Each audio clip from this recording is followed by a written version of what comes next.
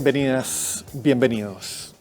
Vamos a conversar de convivencia escolar y violencia escolar. Temas que han adquirido más contingencia en los últimos tiempos, potenciados probablemente por la pandemia. Por eso hemos invitado a Cecilia Besser, directora del Centro de Estudios y Atención a la Comunidad de la Universidad Católica Silva Enríquez, psicóloga, y a Álvaro González, psicólogo y director, es decir, doctor en filosofía, ¿no? Sí, algo así. Y director del Centro de Investigación para la Transformación Socioeducativa de la Universidad Católica Silva Enríquez. ¿Cómo está la convivencia en los colegios post-pandemia?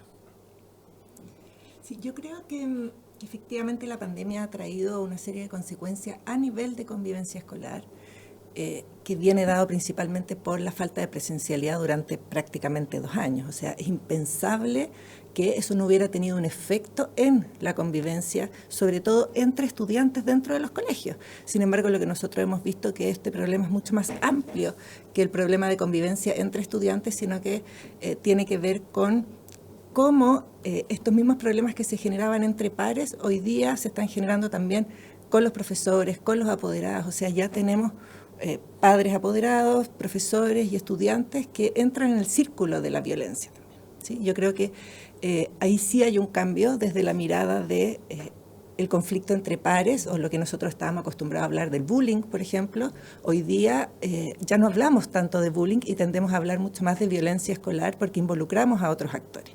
Y yo creo que ese es el cambio más importante que ha traído la pandemia. Sí, en cierto sentido también la pandemia nos hace replantearnos los vínculos y las relaciones que se establecen dentro de los espacios educativos. Vínculos que antes estaban establecidos de manera muy unidireccional, desde los adultos hacia los niños, niñas, jóvenes, adolescentes, que ahora también de alguna manera empiezan a generar mayor autonomía, mayor agencia y también exigen mucho más de los espacios educativos después de prácticamente 2 años estar encerrados en sus casas. Pero ¿qué fue lo que provocó el encierro? ¿Qué fue lo que potenció? Sí. ¿Qué dejó de haber? ¿Qué cosas nuevas hubo que produjeron esto? Es interesante tu pregunta, Ezio, porque yo creo que de alguna forma todo esto es multicausal, ¿no? No hay una sola cosa que provoca esto. O sea, tenemos ciertos factores que nosotros podemos considerar individuales, que tienen que ver con cómo niños, niñas y adolescentes dentro de su ciclo evolutivo dejaron de desarrollar ciertas habilidades necesarias, como son los temas de socialización. Hay otros factores que son contextuales, como el contexto económico y social en que estamos viviendo actualmente, y también hay contextos que se dan dentro del contexto escolar, donde tenemos profesores que tuvieron online 2 años, muchos de ellos con pocos recursos para el desarrollo de esas actividades online, que se enfrentan a la vuelta de la presencialidad, también mucho más estresados, y eso implica con menos paciencia, con menos ganas. Y estos 3 factores, de alguna manera, que cada uno los podemos ir desagregando de alguna forma, pero estos 3 factores confluyen en una forma especial que nos trajo la vuelta a la presencialidad, y de la cual todavía no sabemos muy bien cómo hacernos cargo, ¿sí? No es como volver a como estábamos antes, sino que estas adaptaciones que son necesarias, yo siento todavía que estamos en un tránsito hacia llegar a ese punto. Sí, porque estos 2 años sin socialización presencial, porque socialización hubo, solo que fue virtual. ¿Cómo se internalizan? Porque los niños tienen un desarrollo que tiene que ver con el crecimiento del cuerpo, temas hormonales, es decir, un tema biológico, y aquí hay 2 años en que una serie de estímulos no sucedieron. Sí. La socialización, el impacto más importante que tiene es en la resolución de conflictos.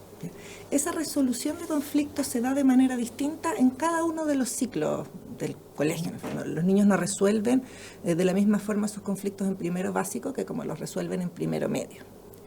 Y la manera de resolver los conflictos en esta socialización virtual no existía. La virtualidad tiene la dificultad que finalmente yo puedo decir lo que quiera, como quiera, porque estoy detrás de un teléfono, de un computador, no estoy dando la cara, no estoy resolviendo este conflicto cara a cara, y la virtualidad da para mucho. La presencialidad lo regula un poco más, ¿sí? La presencialidad hace que yo reciba la retroalimentación del otro con quien estoy tratando de resolver el conflicto y se genera un ajuste mucho más adaptativo. El problema está ahí en que yo no condeno la virtualidad, ¿sí? Yo creo que ambas cosas deben desarrollarse en su justa medida porque desarrollan capacidades en los niños que son diferentes. El problema es que estuvimos en el encierro solo en la virtualidad y el gran problema estuvo en la forma de resolver los conflictos. Entonces tratan de resolver los conflictos como los habrían tratado de resolver 2 años antes, con edades muy distintas, con contextos muy distintos, y ese es el problema general que se genera. Además hay un factor que tiene que ver con los adultos, no solamente con los estudiantes, respecto de cómo mediar ese tipo de situaciones. Previo a la pandemia o cualquier tipo de interrupción que hubiese habido sobre la rutina más tradicional del sistema escolar, había modos de mediar estos conflictos y había modos de regular o de controlar estos eventos, digamos, críticos, que ya no son necesariamente útiles o no son tan efectivos como lo eran antes. Esto que menciona Cecilia respecto de los modos de socialización también hacen que la relación entre adultos y estudiantes tenga que repensarse y reconfigurarse. La socialización a través de redes sociales en el fondo dejó un solo carril a estos estudiantes para poder presentarse ellas y ellos mismos frente al mundo. Y les fue de alguna manera estrechando la forma de ir construyendo su propia identidad. De manera que cuando vuelven a la presencialidad en los establecimientos educativos, los adultos consideran que estos chicos tal vez tienen más herramientas o más recursos emocionales o psicológicos para poder lidiar con frustración, por ejemplo, con manejar emociones intensas, etcétera. En ese sentido también los adultos tenemos una responsabilidad de aprender o reaprender o desaprender modos de poder regular y ayudar a estos estudiantes a regular esos elementos. Sí, a mí es decir, no sé, tengo la impresión de que en redes, no solo al no estar, sí, la autorregulación de lo presencial aparece y se fomenta una violencia, se fomentan, no sé, estos mismos memes, no sé, que en general son negativos. No hay temas sobre lo positivo, sino que más bien el reírse del otro, el denigrar al otro muchas veces. Entonces también se genera, tengo la impresión de que hay una cultura de confrontación finalmente. Sí, pero mira, es interesante porque cuando uno analiza un peldaño antes del fenómeno, y nosotros vemos que el 80% de todas las publicaciones que existen en las redes sociales son de niños, niñas y adolescentes felices, de vacaciones con sus papás, con los amigos. Entonces hay una cultura donde hay una exacerbación de este contexto de felicidad por las redes sociales, donde yo miro todos estos posts que aparecen y digo, ¿por qué yo no soy tan feliz como ella? Pero que eso también puede ser violento. Es que por eso, porque esa por un rabia. lado uno se muestra, esas son las fotos que yo veo fotos, después veo la persona presencial y me cuesta reconocerla. Sí. Es decir, porque por un lado es un automostrarse de una manera y es al otro tratarlo muy mal. Exactamente. Y la rabia que genera, ¿no? El sentir, ¿por qué a mí no me pasa eso? Como el adulto es capaz de ver que detrás de eso, bueno, no todo es felicidad y uno lo compensa. El niño, adolescente no es capaz todavía de verlo. Entonces detrás de eso es como esta sensación constante de que mi vida no es tan buena, ¿por qué a mí no me pasa esto? Y eso genera rabia.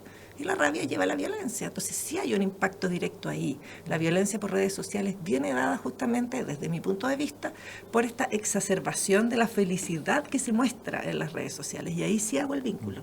Ahora, creo que es muy importante no esencializar esta idea de la violencia. No hay niños o niñas o adolescentes que son esencialmente violentos o agresivos, sino que, como dice Cecilia, como estamos planteando acá, es el resultado de una confluencia de distintos factores. Sin duda que la pandemia no ayudó en eso, para nada, pero justamente los espacios educativos son los espacios donde ese tipo de situaciones se tienen que manejar y en ese sentido también los educadores y las educadoras requieren desarrollar ciertas habilidades, ciertas estrategias, con apoyo o sin apoyo, para poder manejar esas situaciones. Ahora, los cursos dentro de un colegio o los mismos colegios, lo conversamos previo, funciona un poco burbuja. Es decir, pocas veces se entiende un nivel como un nivel donde puede haber distintos cursos, pero o cómo ese nivel se relaciona, o esos niños se relacionan con niños de otros niveles, y a su vez cómo ese colegio, ese establecimiento está en un contexto. Porque eso también es un poco, no sé, disociado, ¿no? Y puede ser un poco violento también, ¿no? Es decir, el cambiar de ambiente en forma tan drástica. Sí, creo que es importante destacar eso. Uno de los elementos que la investigación que hemos hecho nosotros en el centro nos muestra con mucha fuerza es que el vínculo con el entorno social y familiar de los colegios es un factor claramente positivo, en el sentido no solamente de la convivencia, sino también de la mejora de los aprendizajes y también de alguna manera de la adhesión que tiene la comunidad con esos proyectos educativos. Pero muchas veces se caen en esta trampa de aislarse, de convertirse en una burbuja frente al entorno, de demonizar ese entorno donde están insertos algunos colegios, como una forma, entre comillas, con buenas intenciones de proteger a sus estudiantes, pero perdiendo todo ese capital cultural que puede existir en la comunidad. Hace un par de días, a partir de un proyecto de investigación en el que estamos participando, invitamos a directores de liceos técnicos profesionales, uno de ellos de la comuna de Renca, donde mostraban cómo a través de la metodología de aprendizaje basado en proyectos estaban incorporando la participación de los apoderados en el aprendizaje de sus estudiantes. Los porcentajes de asistencia aumentaron, los niveles de satisfacción de los padres aumentaron,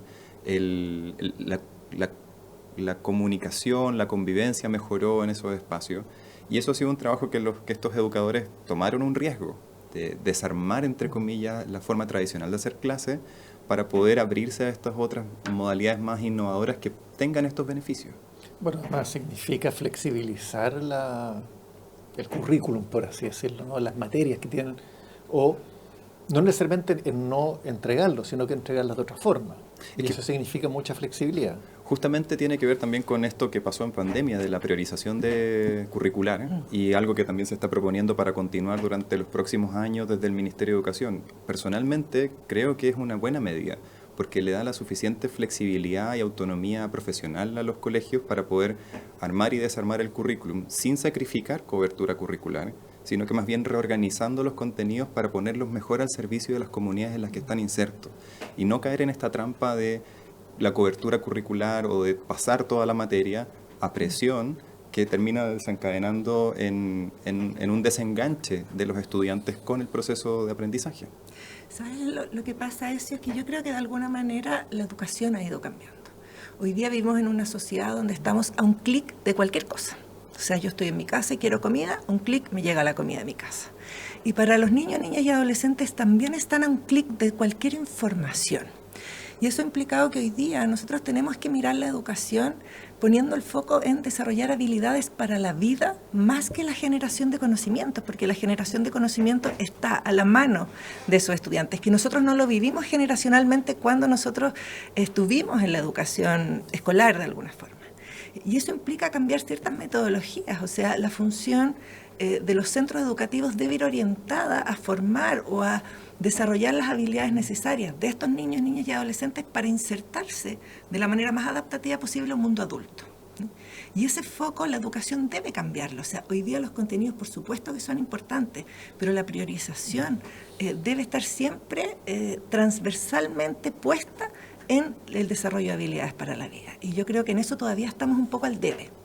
El desarrollo de la autonomía, el desarrollo de la resolución de conflictos, que finalmente son habilidades que impactan directamente en el éxito que esa persona pueda tener en cualquier actividad que se desempeña posterior, más que el conocimiento específico. Y yo creo que, en mi opinión, ahí todavía estamos al debe con nuestro sistema educativo, está al debe en eso. Y yo agregaría desarrollar habilidades respecto a las redes, en el sentido también porque se habla normalmente del analfabetismo funcional, pero el analfabetismo virtual, digamos, de entender qué información es relevante, cuál no, qué es verdadero y qué no es verdadero, o cuál es una fuente confiable y cuál no, yo creo que es un tema central hoy en día.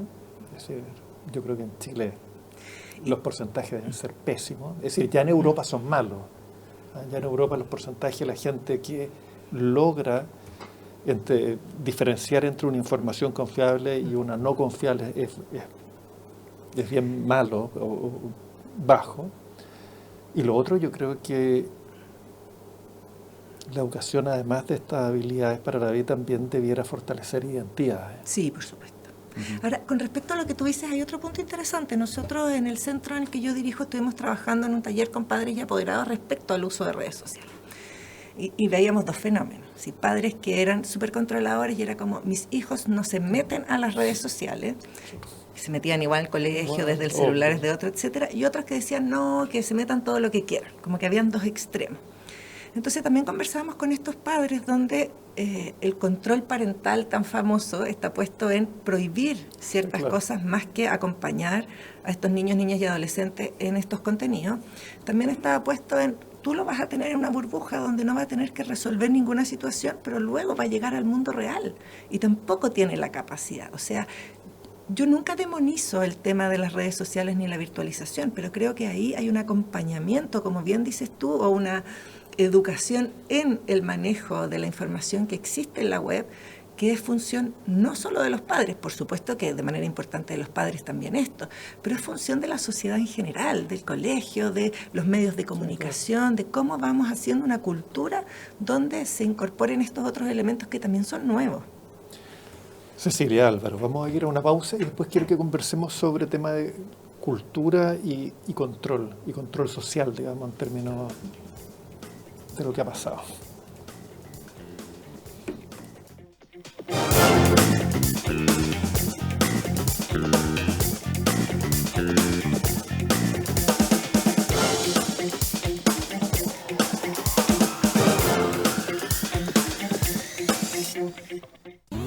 De lunes a viernes, pasadas las 10, continúa tu mañana con el Expreso Biobío. Lo que está pasando y los temas más relevantes los conocemos y escuchamos al instante. Acompáñate y viaja junto a nosotros. Expreso Biobío.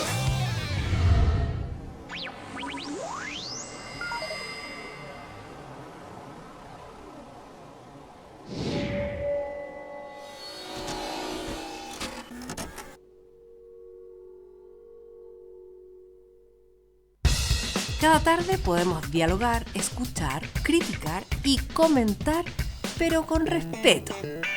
Pasadas las 3 de la tarde, de lunes a viernes, podría ser peor, con Julio César Rodríguez.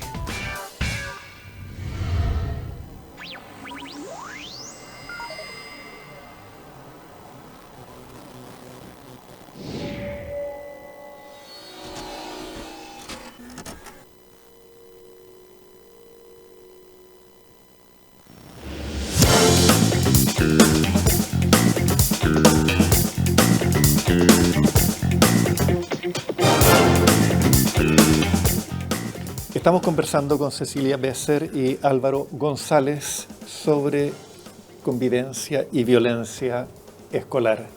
Y yo quería saber qué pasó, porque finalmente el tema de la convivencia es un tema cultural. Es decir, distintas sociedades tenemos distintas formas de relacionarnos, y hay un control social, porque se llega a ciertos acuerdos, ¿no es cierto?, de, bueno, aquí uno se saluda, que uno hace una serie de cosas, que hay ciertos tratos, forma de tratarse, de relacionarse. ¿Se perdió eso en pandemia? Yo no sé si se perdió, yo creo que cambió. Yo creo que pensar que nosotros debiéramos retomar ciertas prácticas que teníamos antes de la pandemia es no mirar la situación real que vivimos, ¿sí? Yo creo que el desafío es justamente lo contrario, es ver qué es lo que pasó en la pandemia y cómo volvemos a una forma de control social como dices tú, yo entiendo el control social no como algo punitivo, ¿no? Pero como una forma de control que considere el fenómeno contextual que vivimos. Porque olvidarse de lo que pasó, o sea, la pandemia tuvo un montón de efectos en distintos niveles. Uno de ellos, por supuesto, es el tema de la salud mental y por supuesto nosotros vemos no solamente en niños, niñas y adolescentes, sino que también en adultos, un aumento de la violencia en general. Y pareciera ser que eso se tomó como algo que se instaló culturalmente en nuestro país posterior a la pandemia. El tema es, ¿queremos volver a lo de antes o queremos ver de qué manera vamos ajustando nuevas formas de control que involucran también este contexto que vivimos y que todos lo vivimos y que todos lo sufrimos de distintas formas también? Ahora, frente a eso es importante también mencionar como las señales que se envían desde la sociedad o desde también desde los distintos gobiernos. O sea, en algún punto la postura frente a la convivencia era una postura bastante punitiva. Era muy centrada en la sanción y en los reglamentos y todo eso. Un muy buen ejemplo y un pésimo ejemplo al mismo tiempo de eso es la ley de aula segura. Pero también eso ha ido cambiando y se está tratando de instalar también desde las comunidades escolares principalmente, y algo se recoge en las políticas públicas actualmente, una convivencia más desde el buen trato, desde la prevención o desde la promoción de un buen trato. Y eso genera una cierta tensión porque no es de un día para otro. Tal como decía Cecilia, además, mucha gente todavía está posicionada en este paradigma más desde lo punitivo, desde el castigo, de un control pensado desde esa perspectiva. Y a nosotros en el centro nos ha tocado participar en un programa de intervención territorial en convivencia que está dentro del contexto de las políticas de reactivación que está impulsando el Ministerio, pero ha sido muy interesante porque nos ha dado la posibilidad de estar en terreno, en una comuna aquí en Santiago, trabajando con colegios de esa comuna, tanto municipales como particulares subvencionados, viendo esa atención en el día a día de estas personas. No solamente los profesores, sino también psicólogos, asistentes sociales, encargados de convivencia, inspectores generales, que están día a día viviendo esa tensión entre esta lógica más punitiva de la convivencia y esta otra más centrada en el buen trato, en la promoción y en la prevención de los conflictos. Pero sin duda que también se presentan conflictos en el día a día. Es un espacio social donde seres humanos se encuentran, el conflicto es natural. La manera de abordarlo, sea desde lo punitivo o desde el buen trato, es lo que marca la diferencia.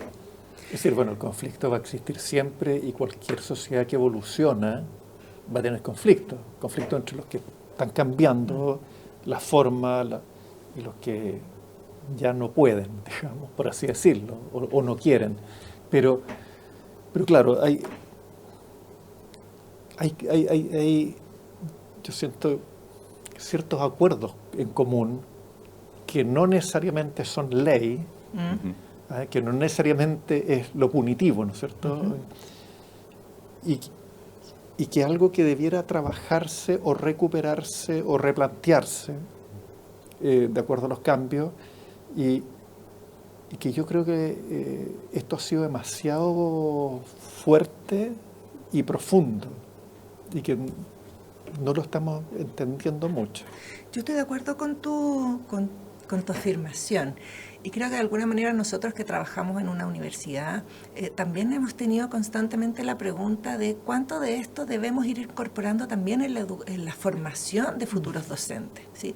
Nosotros estamos constantemente viendo en ámbitos de formación también cómo esta formación debe irse adaptando a los contextos sociales, culturales y educativos en que se ha ido transformando Chile. Y yo creo que de alguna manera ahí sí las universidades tenemos una misión importante, ¿sí?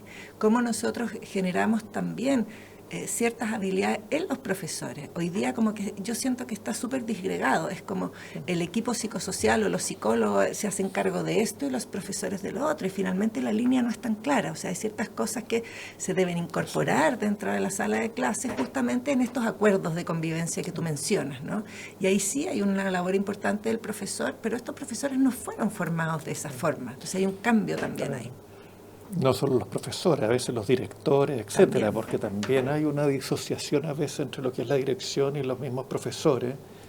Y también pasa que sí, yo tengo la impresión de que somos un país muy legalista, donde pensamos que porque se hace la ley cambió la sociedad. Sí. Y lo que tú planteas respecto a estos colegios, o el colegio de Renca, ¿no es cierto?, donde se incorpora a los apoderados. Bueno, yo no entiendo por qué los discursos respecto al racismo que hay en Chile, a la homofobia, etcétera, no se abordan, bueno, pensando en los mismos apoderados, etcétera. O sea, yo creo que hoy en día en todos los colegios hay extranjeros. Sí. Probablemente en todos los colegios hay personas que no son heterosexuales. Entonces, también hay recursos que están en la misma comunidad. Sí, yo siento que en ese sentido, y quizá aquí me voy a tomar de la investigación de dos investigadoras de nuestro centro, por un lado hay que trabajar por la formación inicial de profesores respecto de cómo se maneja o cómo se trabaja el tema de la diversidad, definitivamente.